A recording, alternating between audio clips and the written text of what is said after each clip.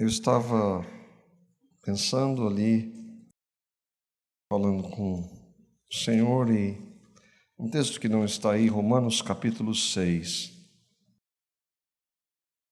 os versos 1 e 2, até o 3. Nós vamos falar de santificação. Eu iria abordar o Evangelho ao final, mas eu quero fazê-lo agora. Paulo diz assim: que diremos, pois? Permaneceremos no pecado para que seja a graça mais abundante?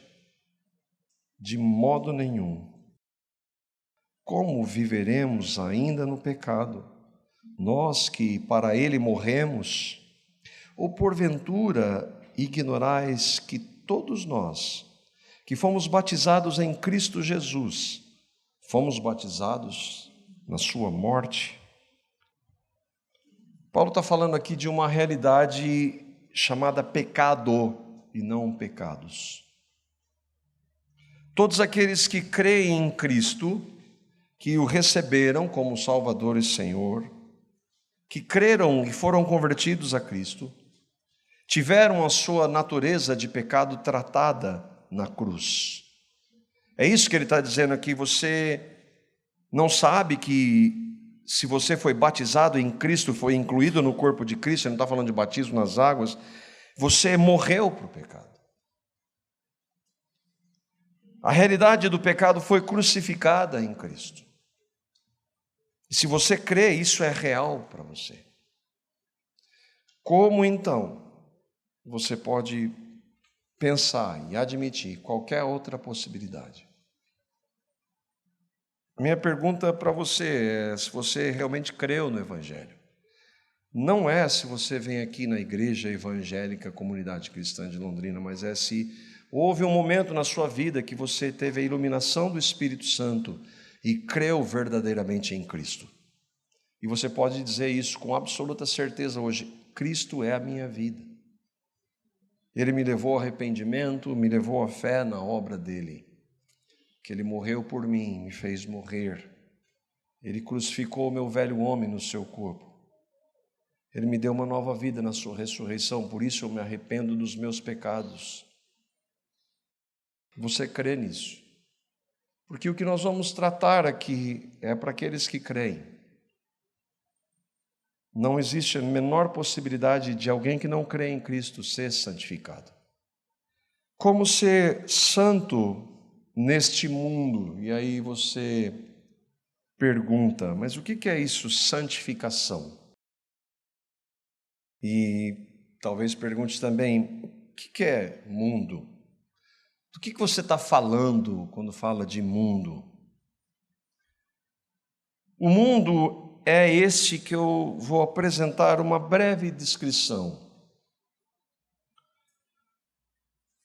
No ensino do mundo, o homem é fruto do acaso e da evolução. E, portanto, quando deixar essa realidade, ele não vai ter que prestar contas da sua vida para ninguém. No sistema do mundo, o homem é bom, o problema é o meio. Para o mundo, o pecado é uma invenção de ignorantes. Para o mundo, pecados, alguns deles são doenças. Nesse mesmo mundo, sexo pode ser feito com quem você quiser, quando quiser, onde quiser, com as pessoas do sexo que você quiser e com quantas pessoas quiser. Para este mundo não existe o que se constata biologicamente. Homens são homens, mulheres são mulheres.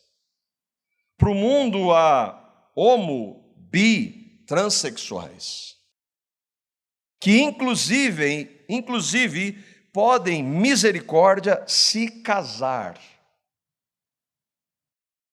Neste mundo, casados podem se divorciar por qualquer razão. e assim destruir as suas famílias. A mídia desse mundo ama isso, ensina isso, propaga isso. Aqui no mundo, as feministas querem mulheres iguais a homens, praticamente em todos os sentidos.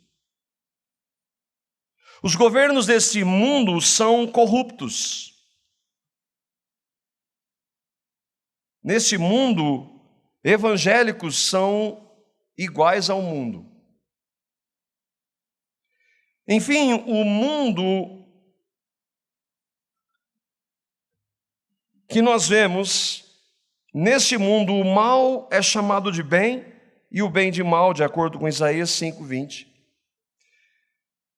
Esse mundo se opõe e se levanta contra tudo que se chama Deus, de acordo com 2 Tessalonicenses, capítulo 2, verso 4. E não é sem razão, portanto, que esse mundo jaz no maligno, de acordo com 1 João 5,19. O mundo é essa desgraça, é esse sistema. É um sistema que é orquestrado para ir contra tudo que é de Deus. E é muito bem orquestrado. E a santificação, o que é? Santificação a partir de Cristo, por isso que eu coloquei aqui, estabeleci a base, não é possível ser santo fora de Cristo. Santo fora de Cristo é religiosidade. Santificação é a separação ideológica e física do mundo. É em Cristo não praticar as coisas do mundo que estão nessa lista. Santificação é não se envolver com o mundo, é estar separado do mundo. A palavra santo significa separado. Santificação, e aqui tem uma definição sucinta, é estar em Cristo, e isso significa vida separada para Deus e do mundo. Em termos simples, santificação é o afastamento do cristão de qualquer forma de pecado. Você entende isso? Como é que você se sente nesse mundo se você é cristão? Ou você é tão alienado, está tão impregnado das ideias do mundo que você acha que está tudo bem. Ou você olha para as notícias, olha para o que está acontecendo à sua volta e diz que é assim mesmo. Você quer fazer o que todo mundo faz, porque os seus amigos fazem, mesmo os seus amigos que não creem em Cristo, mas porque eles fazem. Você se diz cristão, evangélico, e Senhor, misericórdia, como essas expressões não têm o menor significado hoje. Nós estamos em um país cristão. A nossa nação é uma nação de crescimento evangélico. Daqui 10 anos vai ser uma nação evangélica. O que isso reflete nessa realidade? Absolutamente nada. Você se diz cristão, você tem certeza disso? Você sabe o que isso significa? Ouça o que Deus tem a dizer sobre santificação para mim e para você, que somos de verdade cristãos. 1 Tessalonicenses, capítulo 4, versículo 3. Essa é a vontade de Deus. O que Deus quer que eu faça nisso, naquilo, no outro? Como é que Ele quer que eu faça? Eu não sei, mas isso eu posso dizer para você, que é a vontade de Deus para mim e para você, porque essa é a vontade de Deus, a santificação de vocês. A vontade de Deus para nós cristãos é a nossa santificação. O Senhor está dizendo em sua palavra para mim e para você que professamos a Cristo: separem-se do mundo, separem-se para mim, afastem-se de qualquer forma de pecado, me busquem, andem comigo. Mas por que Deus fala isso e ordena isso, e essa é a vontade dele para nós. 1 Pedro capítulo 1, verso 16. Nós vamos examinar esse texto de 1 Pedro. Por que Deus diz isso? Deus está falando para mim e para você que cremos em Cristo. Ele diz: sejam santos, porque eu, Deus, sou santo. Por que Deus diz isso? O pecado do homem trouxe a separação de Deus, trouxe toda espécie de males que existem hoje no mundo. Tudo o que eu e vocês sabemos de mal veio por causa do pecado. O pecado trouxe as dores físicas e dores emocionais. O pecado trouxe sofrimento. O pecado trouxe doenças. O pecado trouxe destruição de todos os níveis de relacionamento. O pecado trouxe o caos da natureza. O pecado trouxe a morte.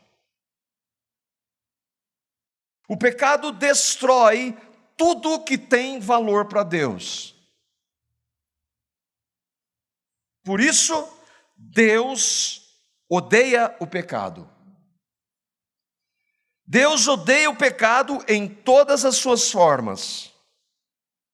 Deus tem ira contra o pecado. Ele não tem qualquer relação com o pecado. E isso que me fez pensar, eu queria que você considerasse, todos nós ouvimos falar que Jesus morreu por os nossos pecados. O pecado é tão odiento para Deus, é tão grave contra a santidade de Deus, que ele teve que matar o seu filho na cruz por causa de pecados. O pecado é tão odiento para Deus, que ele matou o seu filho na cruz para tratar com esse mal.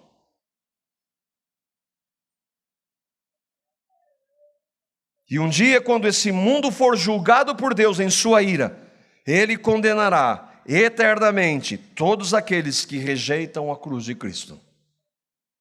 Porque ele não tolera o pecado. Ele tem ira contra o pecado. Ele abomina qualquer forma de pecado. Deus vai condenar todos aqueles que amam o prazer momentâneo do pecado, porque o pecado traz prazer, mas é momentâneo. E as suas consequências são drásticas. São drásticas. Por isso que Deus diz: sejam santos, porque eu sou. E a gente vai tratar desse aspecto da vontade de Deus para nós, que deveria, irmãos, isso deveria ser a nossa maior busca, uma vida de santidade. Não para ganhar qualquer coisa em troca, mas porque Cristo morreu por causa dos meus pecados. Então eu deveria querer distância de qualquer forma de pecado. Mas já que nós estamos estabelecendo algumas definições, falta-nos ver o que são pecados. Há hoje pastores com aspas, dizendo que muitas práticas que são absolutamente claras nas Escrituras não são pecados. Mas o que a Bíblia diz que é o que importa? Pecado é tudo aquilo que é contrário ao caráter de Deus e transgride a sua lei, que reflete o seu caráter. Lei esta que foi dada para o nosso bem. Quando Deus diz: faça isso, não faça isso, não é para mostrar que Ele é Deus, Ele não precisa disso. Mas Ele diz isso por nós, porque é o melhor para nós. Eu quero citar dois textos que tratam o que são pecados. 1 Coríntios capítulo 6, 9 a 10, Apocalipse 21, 8. Aqui nós temos duas listas de pecados. Ou não sabeis que os injustos não herdarão o reino de Deus? Não vos enganeis, nem impuros. Impureza está sempre relacionada a qualquer forma de sexualidade contrária à Escritura, todas elas, desde ver, ouvir, falar. Nem idólatras que adoram qualquer coisa que não a Deus, adoram dinheiro, adoram pessoas, adoram ídolos. Nem adúlteros. Adúlteros são aqueles que cometem o pecado sexual físico, ou adúlteros aqueles que olham com uma intenção impura. Nem homossexuais, nem transexuais, nem bissexuais, que são esses que querem defender essas práticas que são antinaturais. Nem ladrões, nem avarentos, aqueles que amam o dinheiro, nem bêbados, aqueles que se embriagam, que se alegram com a bebida, nem maldizentes, aqueles que falam mal, que têm uma língua e um linguajar torpe, nem roubadores herdarão o reino de Deus. Esses são pecados. A segunda lista tem alguns semelhantes, Apocalipse 21:8. Quanto, porém, os covardes, aqueles que se professam a Cristo, que professam a Jesus, mas na hora deles manifestarem que eles creem, eles têm vergonha e medo do que as pessoas vão dizer. Os incrédulos, aqueles que não creem. Os abomináveis, que praticam o que hoje o mundo... Nós vamos ter, final de semana, formas de abominação. Próximo final de semana. Aquilo é abominação. Ou o que nós vimos recentemente, um grupo manifestando abominações usando o nome do Senhor. Os assassinos, impuros, nós já vimos, feiticeiros, todas as crenças que são contrárias à palavra de Deus e práticas religiosas que são contrárias à palavra de Deus. Os idólatras, nós já vimos, e todos aqueles que amam e praticam a mentira, ou todos os mentirosos, a parte que lhes cabe será no lago que arde com fogo e enxofre, a segunda morte. São pecados à luz da palavra de Deus, porque vão contra a palavra dele, a lei dele, e aqueles que vivem nessas práticas sem se arrepender vão ser condenados. Essas práticas, portanto, são contrárias a nós que cremos a Cristo, em Cristo. Essas práticas são contrárias à santificação. E diante disso, nós que nos definimos, seja como cristãos, nascido de novo, regenerado, justificado, convertido, nós somos chamados a viver neste mundo que está chafurdado em pecado, separado dessas práticas. Nós somos salvos para viver uma vida santa. E nós vamos ver que Pedro, ou melhor, Deus diz por meio de Pedro para nós em sua primeira carta. Pedro estava em Roma, um contexto santo Roma, era a promíscua Babilônia da época. João trata de Roma naquela época como a Babilônia. Ele escreve essa epístola, a primeira epístola, mais ou menos 30 anos após a ressurreição do Senhor, e poucos anos antes de sua morte por amor a Cristo. Aquele mesmo homem que havia negado, aquele pecador, teve a sua vida transformada por Cristo. Os versículos 1 e 2 do capítulo 1, Pedro está falando aqui quem é o alvo, ou quais são os alvos da sua carta. Ele diz, os eleitos de Deus, os forasteiros na Ásia Menor. O propósito era ensinar os cristãos. E aqui nós vemos na sua carta que nós somos de outro mundo, outra realidade, nós não fazemos parte desse mundo. Que enquanto nós devemos viver aqui, vivemos nessa realidade, nós devemos buscar a vida santa diante de Deus. E que a nossa esperança, ele vai dizer, é a volta do Senhor. Pedro também trata a questão da eleição, misericórdia, das tribulações que sobrevêm aos crentes. Nos versículos 8 e 9, ele fala algo maravilhoso. Fala para nós. O contexto é porque ele está escrevendo aquela carta, Jesus havia ressuscitado, aqueles cristãos, naquela época, creram em Cristo sem ter visto a Cristo. 1 Pedro, capítulo 1, versos 8 e 9, ele diz, ele está falando para os cristãos, mesmo não o tendo visto a Cristo, vocês o amam. E apesar de não o verem agora, creem nele e exultam com alegria indizível e gloriosa. pois vocês estão alcançando o alvo da sua fé, a salvação das suas almas. Vocês crê no Senhor, você se vê aqui, mesmo não tendo visto. Nós não vimos. A diferença daqueles irmãos é 1900 anos de diferença. Eles não viram Jesus, mas nós também não vemos. Mas você crê em Cristo como seu Senhor, mesmo não o vendo, você o ama? Ainda não vendo, um dia nós vamos vê-lo. Você ama Cristo? Aqueles irmãos estavam mostrando na prática que eles amavam a Cristo.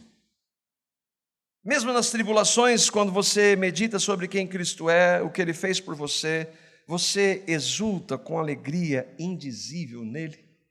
Você consegue ver? Então Pedro diz, pois vocês estão alcançando o alvo da sua fé, a salvação das suas almas. Mas Pedro, nós não somos justificados pela fé de uma vez por todas quando cremos em Cristo? Sim, esse é um aspecto da salvação. Ele está falando da santificação. Vocês estão crescendo na santificação, na salvação de suas almas. Você se identifica com esses irmãos que por amor a Cristo estavam sendo santificados, não por lei, não por medo do inferno, não por religiosidade, mas por amor a Cristo, eles estavam alcançando o alvo da fé deles, a salvação das suas almas? Você se identifica? Você almeja isso? Nos versículos 14 a 16, ele então vai falar como nós podemos amar praticamente o Senhor. Então, eu amo Jesus. Amar Jesus não é participar de um evento onde tem muito barulho e onde tem pessoas que vão dar breves palavras, e muitos deles hereges, com fundo musical e muito apelo emocional. Amar a Cristo é viver para Ele. Não é da boca para fora, porque Deus não nos amou lá do céu e disse, Ele nos amou e Ele provou o seu amor por nós pelo fato dele ter mandado o seu Filho para morrer pelos nossos pecados. Aí então ele vai falar para aqueles irmãos, aquele Pedro pecador que amava o Senhor, que foi transformado pelo Senhor, que morre pelo Senhor. Ele diz para eles e para nós, nos versículos 14 a 16, ele diz: como filhos obedientes, vocês que amam a Cristo, meus irmãos, não se deixem amoldar pelos maus desejos de outrora, quando viviam na ignorância.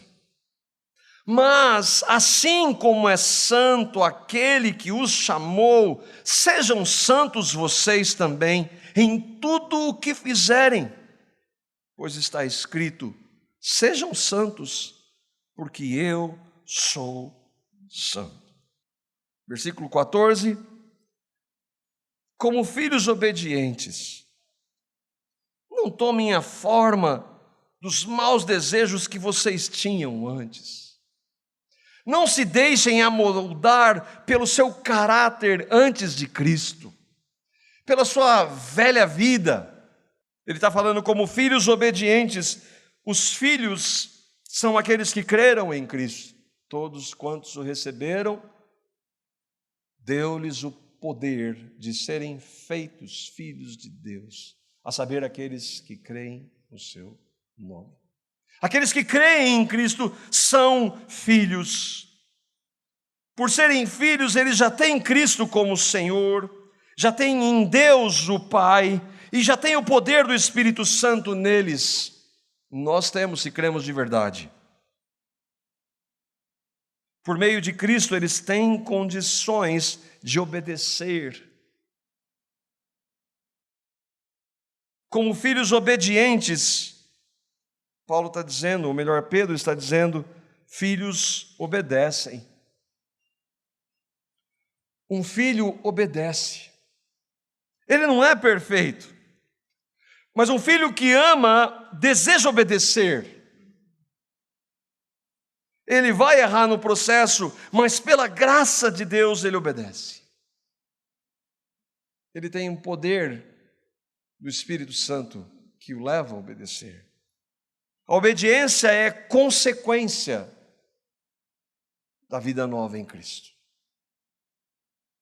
Se eu não obedeço, se eu digo não para a palavra, se eu digo isso eu não aceito, isso eu não quero, é uma evidência clara de que eu não sou filho. Nós sabemos que a lei não salva, que nós somos regenerados pela graça de Deus, que nós somos justificados pela fé, que nós não temos que fazer nada, nem teríamos condição para isso, de fazer qualquer coisa para sermos salvos. Isso é um pilar da genuína fé, a salvação pela graça, mediante a fé. Mas, irmãos, o verdadeiro salvo pela graça, mediante a fé, por amor e temor, desejará obedecer o Senhor. Ele vai querer obedecer ao seu Deus. E como a gente obedece? Pelo que nós achamos? Não.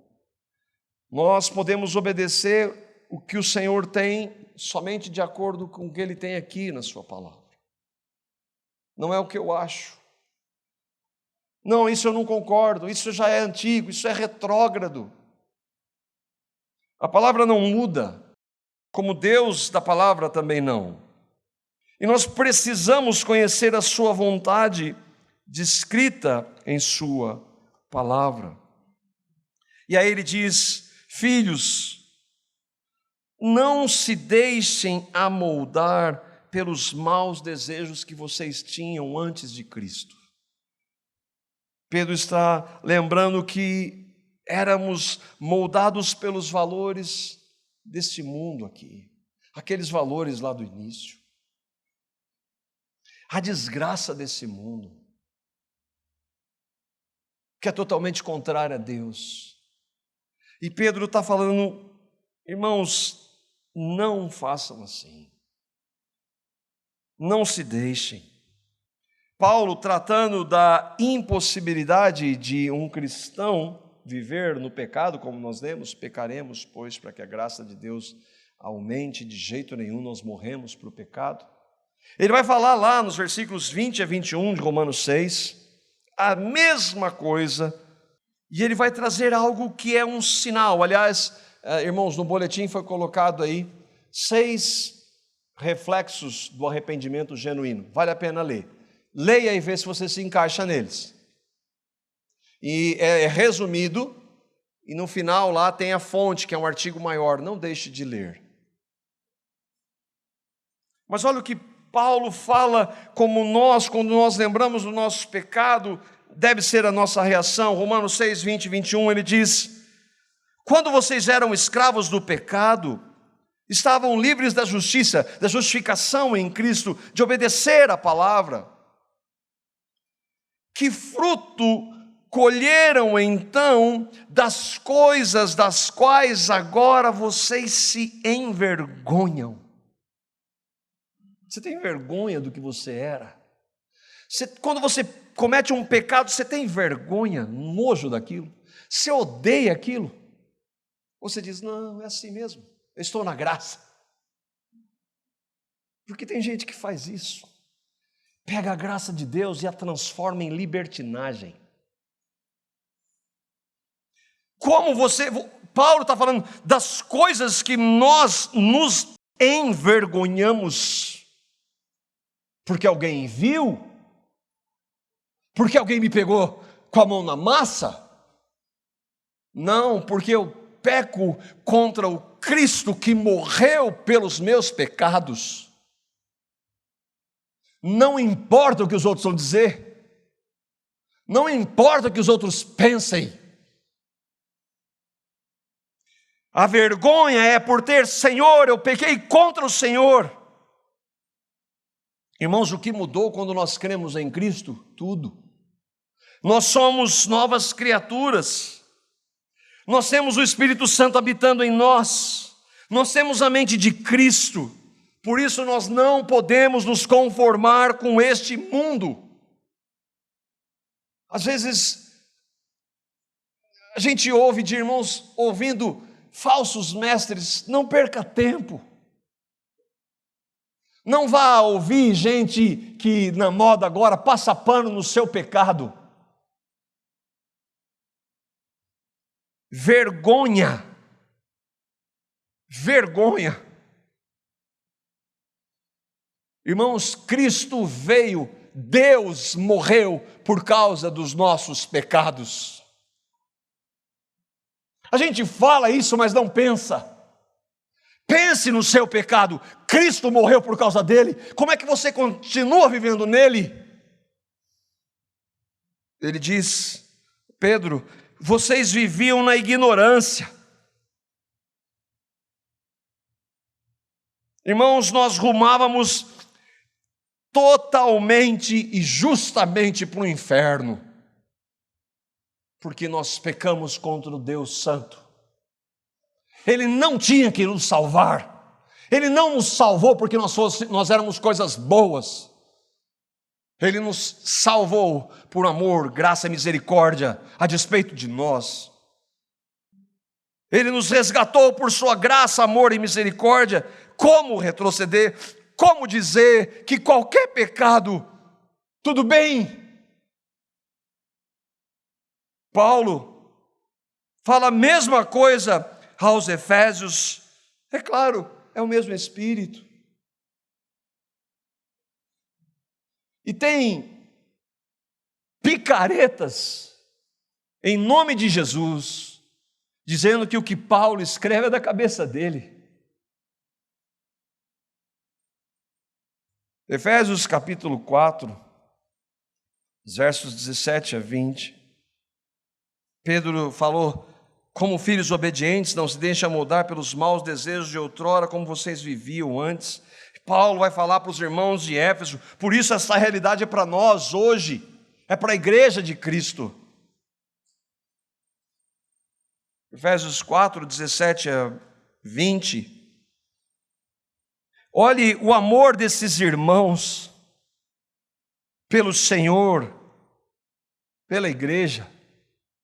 Assim eu lhes digo, e no Senhor insisto, não vivam mais como os gentios que vivem na futilidade dos seus pensamentos. Os gentios, aqui o contexto, são os pagãos que não conhecem a Deus. Eles vivem no mundo e todos os valores do mundo são contrários a Deus, eles não conseguem sequer perceber isso. Mas vocês agora não vivam mais assim. Esses estão obscurecidos no entendimento como nós estávamos. Eles estão separados da vida de Deus porque o pecado traz separação entre nós e Deus. Por causa da ignorância em que estão, devido ao endurecimento dos seus corações. Isso é o que nós éramos. Não vivam mais assim.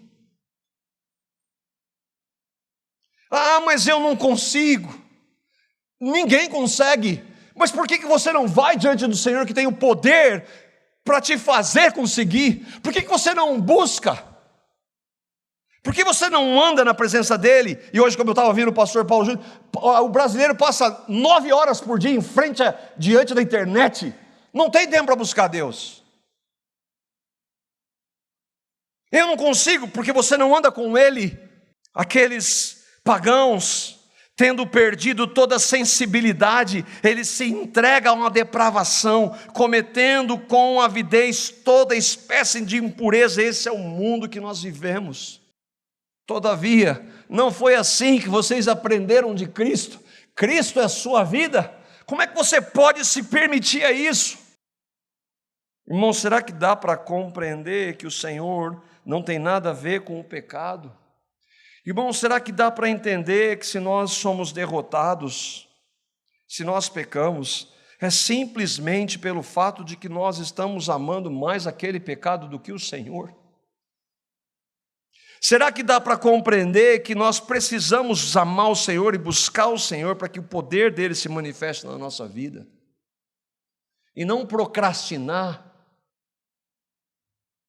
Quando alguém peca, e hoje isso tem sido dito por tantos falsos profetas, quando alguém peca, entre aspas, em nome do amor,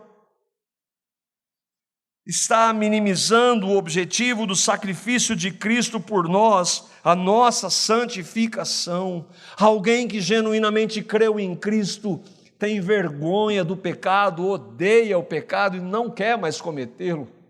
Não se justifica dizendo que Deus é amor. Olha o que o Pedro diz na mesma carta, lá no capítulo 4, os versos 2 e 4.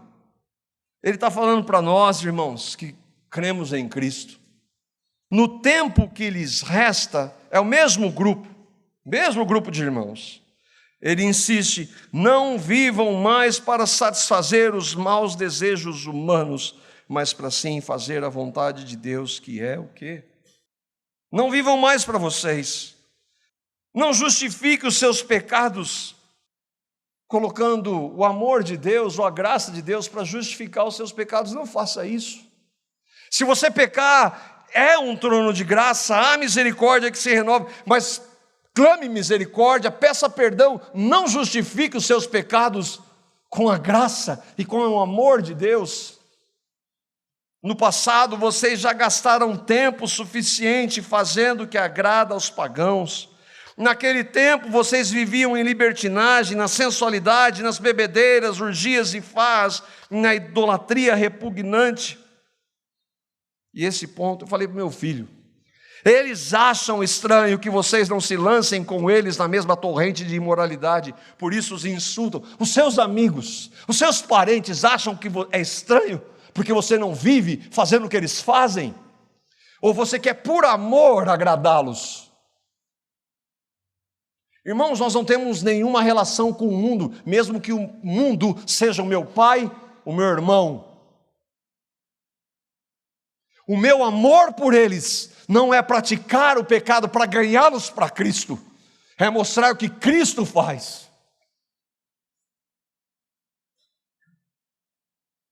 Como é que você reage? Os meus amigos, quem são seus amigos? O que eles vão dizer? Será, irmãos, que o mundo, ao olhar para nós, acha estranho que nós não andemos na mesma torrente de imoralidade? Será que eles veem isso? Ou eles, não, ele é cristão, eu nem sabia, não dá nem para ver. Então Pedro vai considerar lá no versículo 15 de 1 Pedro 1, depois de dizer, não façam isso, irmãos, abandonem o pecado. Ele diz, mas assim como é santo aquele que os chamou, sejam santos vocês também, em tudo que fizerem. Mas nós não somos santos já, quando nós cremos em Cristo, nós somos feitos santos. Deus nos olha pelos méritos de Cristo, nós somos santos já. Mas ele está falando aqui, se essa realidade santa, espiritual, não se manifestar na vida, essa realidade espiritual não aconteceu.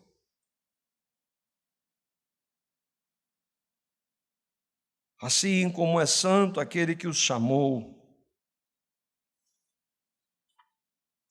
Santo é separado, lembra? Separado para Ele, separado do mundo, separado de tudo aquilo que não agrada ao Pai. Por favor, isso não é legalismo. Isso é amar o Senhor. É legalismo. Isso é quando uma pessoa fala que nós estamos tratando aqui, chama de legalismo, essa pessoa não compreende a graça de Deus. Porque a graça de Deus, segundo Paulo, é uma graça transformadora. Ela nos ensina a abandonar as paixões do presente século. Paulo diz isso a Tito. Aquele que nos chamou Assim como é santo o Pai, o Filho e o Espírito, aquele que nos chamou. Irmão, de onde Ele nos chamou? De onde Ele tirou eu e você, se você crê? Como era a sua vida antes de Cristo? Ele nos tirou do império de trevas, irmãos. Ele nos chamou e nos transportou para a sua maravilhosa luz.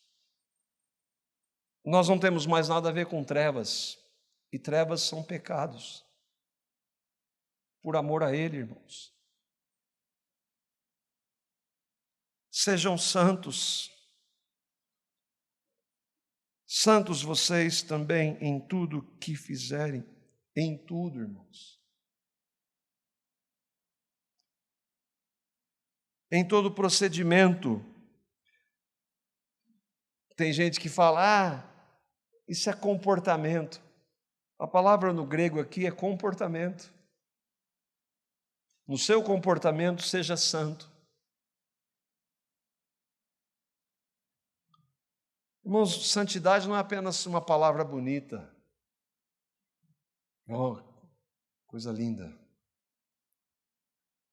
Para aqueles que verdadeiramente creem em Cristo, santificação deve ser um estilo de vida, deve ser o nosso alvo.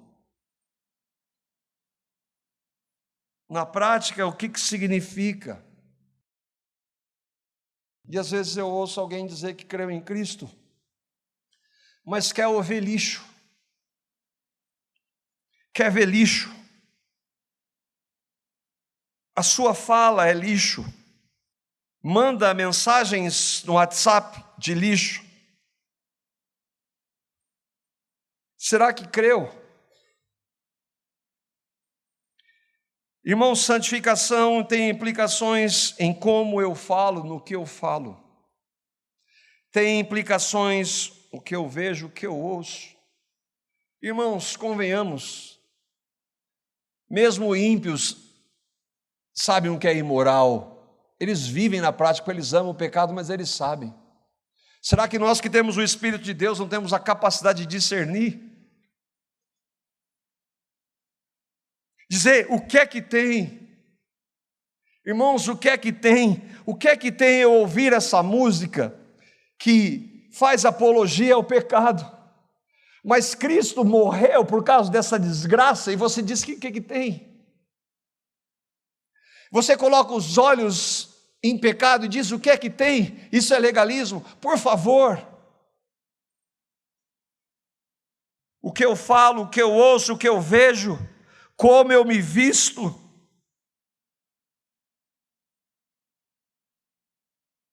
Irmãos, Cristo morreu por causa dos nossos pecados. Deus não deixou, não jogou debaixo do tapete. Ele mandou o seu filho sem pecado morrer por pecados. Como eu posso dizer que pecado não tem nada demais? Como eu trato a minha esposa, como eu trato os meus filhos, como eu me porto no trabalho, no trânsito. Irmãos, se quando você ouve essas coisas e você não olha para você e clama misericórdia e se entristece quando você lembra que pecou contra o Senhor e você tem vergonha e nojo daquilo e que você não quer mais fazer aquilo por amor ao Senhor, em que Salvador você creu? Ele salvou você do quê? Aí o Pedro termina, pois está escrito, sejam santos, porque eu sou santo. Eu devo ser santo para agradar o santo? Sim. Ele não precisa, mas por amor a Ele, pelo que Ele fez por mim, isso deve ser o alvo da nossa vida, irmãos. Por amor a Ele. Se Ele é Salvador e Senhor, o meu desejo é viver em tudo como Pedro diz, em tudo que eu fizer, de maneira santa.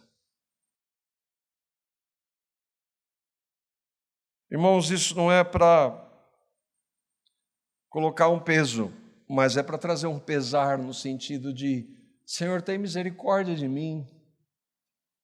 Ah, Senhor, santifica a minha vida, Senhor. Tira aquilo que não te agrada. Me ajuda, Senhor, eu não posso sem o Senhor.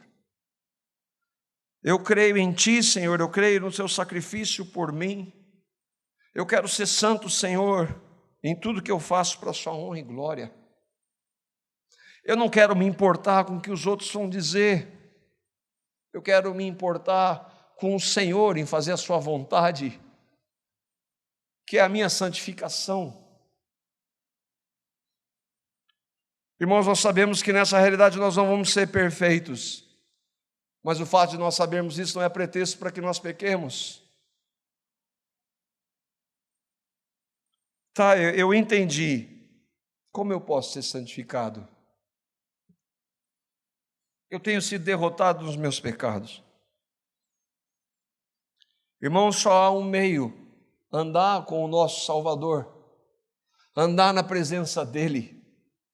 E andar na presença dEle significa pegar a palavra dEle e dizer: Senhor, fala comigo pela Sua palavra.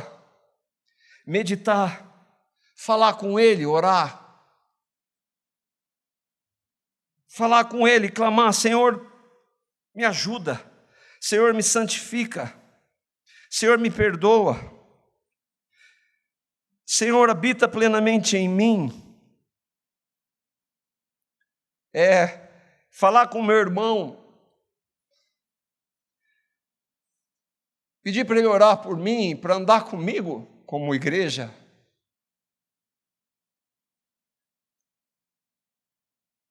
É andar em espírito.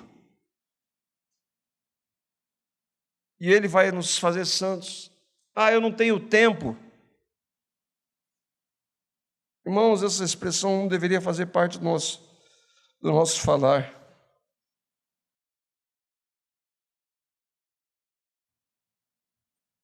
Senhor, a tua vontade para nós, os teus filhos, é que nós sejamos obedientes a Ti. Nós não temos em nossa carne, não habita bem algum, Senhor. Senhor, coloca em nós um desejo por Ti, de andar com o Senhor, remir o tempo. Senhor, coloca em nós vergonha pelos nossos pecados contra Ti, ódio por eles. Não nos deixe cair em tentação, Senhor, livra-nos do mal. Capacita-nos, Senhor, a levar o Teu morrer, Senhor Jesus, para que o Senhor manifeste a Sua vida em nossos corpos mortais, e isso é santificação.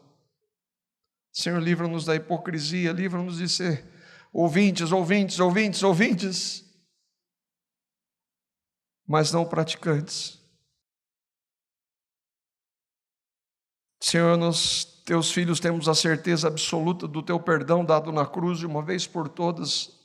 Não há mais condenação para aqueles que estão em Cristo. E ainda que nós pequemos, não há mais condenação, mas é por isso, Senhor, santifica-nos. Senhor, faz isso na minha vida. Faz isso na minha casa, faz isso na vida dos meus filhos. Faz isso no nosso meio, Senhor. Tem misericórdia de nós, Senhor.